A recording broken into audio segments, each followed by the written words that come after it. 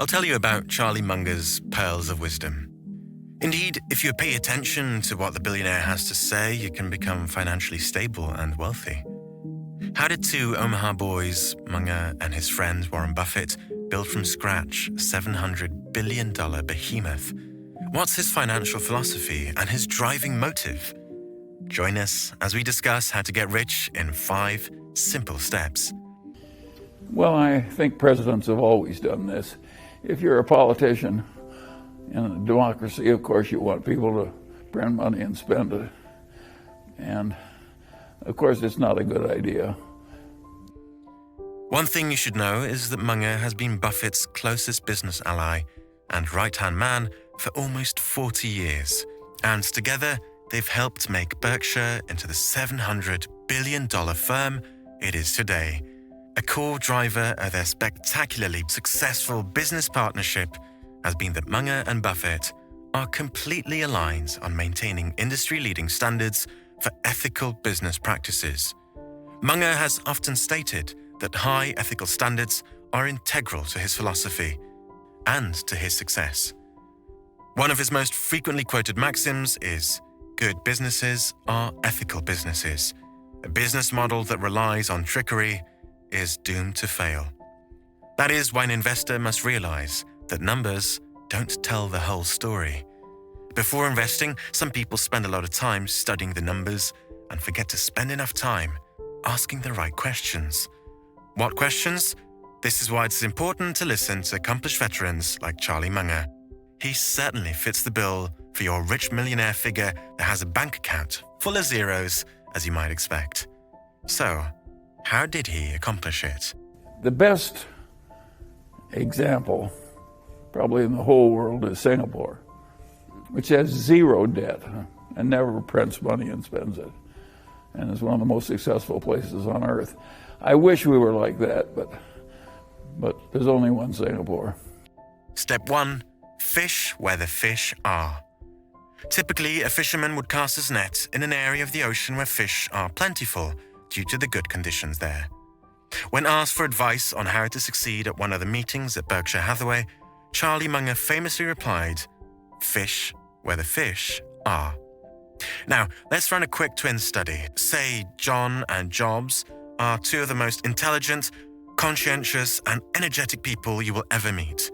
They have all the markers for success. They both went through college, graduating magna cum laude for the best of the Ivy Leagues. They're incredibly focused and dedicated to their careers. They put in the hours, and they can both be trusted to deliver the best. Since they're so similar, it stands to reason that they'd enjoy enormous success. But as a matter of fact, there's another significant variable at play here. Assuming John enters the highly competitive market for the dexterous craft of making a typewriter, he is so skilled that he adds clockmaking, compass manufacturing, and even a durable camera.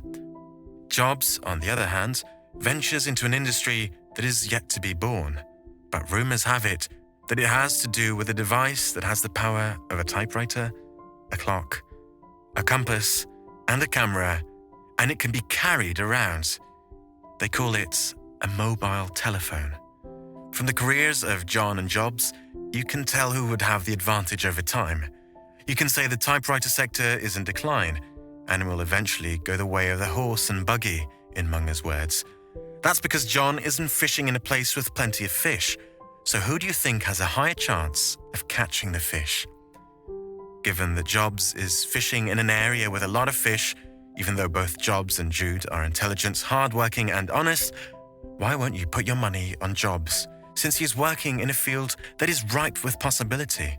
What if it becomes a $1 trillion company? You can ask Apple.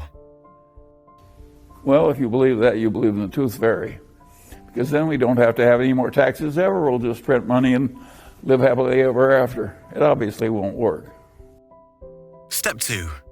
Understand your money.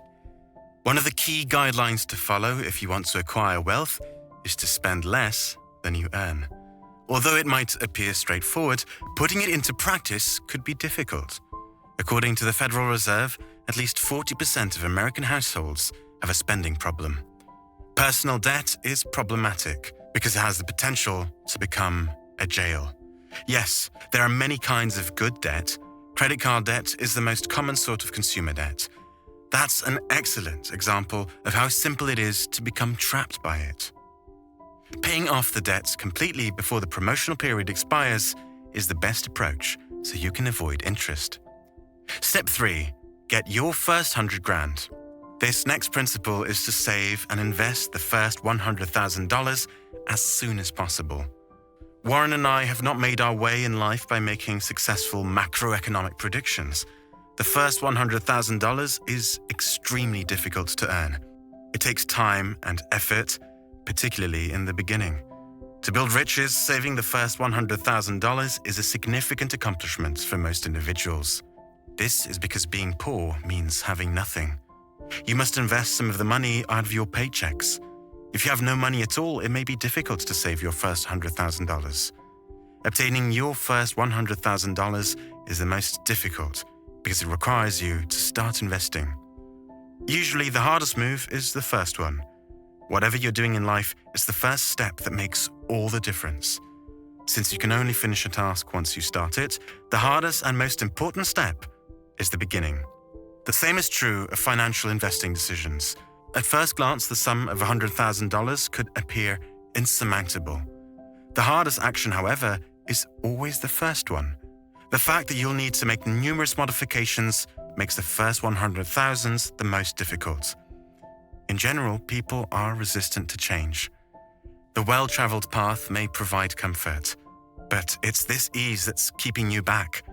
In addition, change is the only constant in life. You will need to change your way of life, so just accept it and get comfortable with it. You must start investing and saving at least half of your income rather than using it all up immediately if you want to make this significant change. Additionally, you'll need to develop a passion for stocks, just like many people do for other substantial categories of fortune. Nobody knew where the point was going to come, and we don't know now. None of these people who are so pompously sure of things, because we all want reassurance, and so they provide it. But nobody really knows how much of this is too much. Charlie Munger made the observation that once you've made your first $100,000, it's okay to let up a little. This is due to the possibility that compounding's effects will manifest.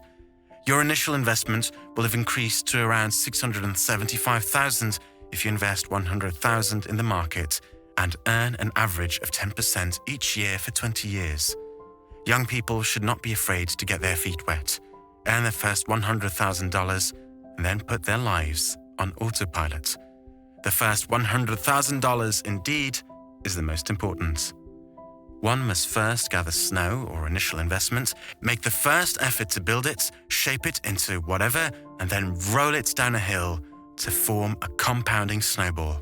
However, as the snowball begins the downhill roll, the bigger and faster it gets, the less labor you need to put into it. That's how momentum grows in accruing wealth too. Further effort becomes pointless after a certain point. Beyond what your strength could control, the monster will keep growing and gaining momentum on its own. Now, what's the most significant piece of advice you would give your 20-year-old self based on your life experience so far? Keep that in mind as we move into Munger's fourth step. Step 4. Diversification. Diversification is one of the best ways to smooth out the humps in the road of investment. Place your money in a variety of investments to diversify your holdings. The returns on different investment types change over time. While the value of some goods may be rising, declining, or remaining unchanged, the value of others may be fluctuating. Diversity may therefore protect your earnings. Diversification is a difficult idea that not everyone can readily understand. The risk of having too many diverse components is present though. Monitoring all your stock assets becomes more difficult as they increase. You might set a gain ceiling and eventually achieve market average returns. But if your risk tolerance is high enough that you need hundreds of stocks in your portfolio to feel secure, low-cost index funds are preferred to stock selection. Munger warns investors, however, of the possible costs of using diversification as a crutch. If you don't intend to study the firm you're investing in, don't buy a lot of stocks. Well, it's a problem if enough politicians are screaming about it. That makes it a problem. If it weren't for that, this one will go away by itself. It happened by accident. We were in desperate trouble. We were on the eve of a great recession that could have been a Great Depression, and then followed by the rise of people like Adolf Hitler and so on and so on. Step 5. Own equity. This is one of my favorite Charlie Munger principles. It's a method by which a common person might become extremely wealthy. To own equity is the idea at hand. I'll explain. Nearly all of Charlie's multi-billion-dollar fortune has been placed in a single stock, Berkshire Hathaway. What does Charlie Munger earn after working for the company for almost 50 years? Even though Munger owns a sizable portion of Berkshire, he makes less money as a vice president of the company each year than the best of the fresh hotshots, the newly graduated investment bankers and software engineers. In Berkshire, Munger's holdings are worth about $2 billion. Be aware that Charlie Munger's prosperity is not a result of his remuneration. Rather, it is a result of the increasing yields on Berkshire shares. Here's a goldmine that, if followed, can help you become wealthy. When looking for a job, it would be wise to concentrate on openings that also give you stock in the company. You increase your ownership of the firm and your right to a larger share of its assets and profits with each additional share of stock you purchase. It's a huge gamble, but it should be one you're willing to take. IT professionals frequently receive substantial shares of business stock as compensation. Due to the appreciation of their stock awards throughout their employment, several people have become multimillionaires after joining a quickly growing company. Be patient. Start small. It's much better. Just make sure spending is less than income. You heard Charlie Munger. Don't sit on it. Start fishing.